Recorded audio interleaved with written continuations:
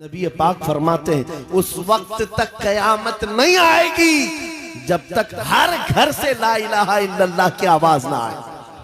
پوری دنیا کی بات میرے آقا نے فرمایا ہر گھر سے اللہ کا کلمہ پڑھا جائے گا. اگرچہ کافروں کو یہ پسند نہ آئے بات لیکن ہم کہتے رہیں گے. تم کو اگر پسند نہ آئے لیکن میرے نبی کا فرمان ہے ایمان سب کے پاس ہوگا. وہ دور امام مہدی کا ہوگا. امام مہدی آئیں گے اور دنیا میں ایک انقلاب برپا ہوگا, ایک ریولوشن آئے گا. جنگ کا میدان بھی ملک شام بنے گا جیسے آج بنتا جا رہا ہے. ساری بڑی طاقتیں وہاں اتر رہی ہیں. اگر یہ انہی حالات کی طرف لے جا رہے ہیں تو میرے عزیزوں قیامت بہت قریب ہے. بڑی نشانیاں آنے والی ہیں. امام مہدی کا ظہور بہت قریب ہے. جس وقت وہ تشریف لائیں گے ان اندھیریوں سے ہم اجالوں کی طرف آئیں گے. ایک امام برحق ہوگا, اس کے پیچھے ساری قوم ہوگی. سارے سلسلے وہیں پر ختم ہو جائیں گے. سارے مشرب, سارے مسلک, سارے مذہب امام مہدی کے ہاتھ پر متفق ہو جائیں گے. سب کا اتفاق ہوگا, نہ کوئی اختلاف, نہ کوئی فرقہ, نہ کوئی جماعت. ایک امام عادل ہوگا پوری دنیا کا, وہ میرے نبی نے فرمایا ہے. اور اگر حضور نے فرمایا ہے تو ہو کر رہے گا, ہو کر رہے گا. لیکن بس تمنا یہ کرتے ہیں مولا تعالی ہماری زندگیوں میں وہ دن عطا کرے تو یہ تو اس کی بڑی نعمت کاملہ ہے. ورنہ ہمارے مرنے کے بعد ہو یا قیامت سے پہلے یہ دن تو آئے گا اس روئے زمین پر. کافروں کو یہ بات بری لگتی ہے تو لگے, لیکن اس بات کو یاد رکھ کر کے چلو اے نوجوانوں, جب بارش زیادہ ہوتی ہے تو آدمی کی ذمہ داری کیا ہوتی ہے؟ وہ جلدی سے اپنے دروازے بند کرنے لگتا ہے, اپنی حفاظت کی کوشش کرتا ہے. کھڑکیاں بند کر لو, دروازے بند کر لو, پردے لگا لو. باہر کپڑے سوکھ رہے تھے تو ان کو اٹھا لو, کوئی چیز سوکھنے کے لیے رکھے تھے اس کو لے لو. بارش ہوتی ہے تو آپ انتظامات شروع کر دیتے ہیں.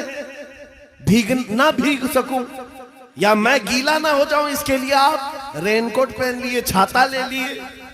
آج فتنوں کی بارش شروع ہو چکی ہے. ان بارشوں کے زمانے میں آپ ذرا برابر بھی حرکت نہیں کرتے. اپنے ایمان کی حفاظت کے لیے کھڑے ہو جاؤ, بیدار ہو جاؤ. جب جب مسجد سے آواز آئے اپنے بستروں کو چھوڑو اور دوڑ پڑو.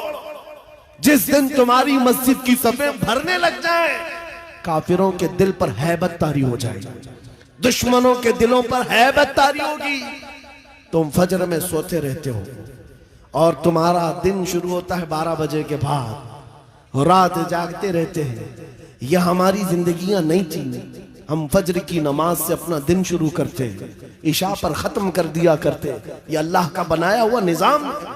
جب اس نظام سے ہم ہٹ کر کے دوسرے راستے پر چلیں گے, میاں ہوتا یہ ہے شیر جب اپنی حیثیت بھول جاتا ہے تو کتے بھی اس پر بھونکنے لگ جاتے ہیں. شیر اگر اپنی شیرگی پر قائم نہ رہے چھوٹے چھوٹے جانور بھی اس پر حکومت کرنے لگ جاتے ہیں. اسی لیے آپ خیر امت ہیں, نبی کی امت ہیں. آپ کو اس کے پیچھے بھاگنے کے لیے نہیں بنایا گیا. تم ٹک ٹاک پر مجرے کرنے کے لیے نہیں بنائے گئے ہو. تم بالی ووڈ اور ہالی ووڈ کے ایکٹر اور ایکٹریس کے فین بننے کے لیے نہیں بنائے گئے ہو. تم کو اللہ نے پیدا کیا ہے اپنے نبی کے پیچھے چلنے کے لیے. تم اپنے نبی کو دیکھو اور آگے بڑھو, پھر دیکھو انقلاب کیسا آئے گا.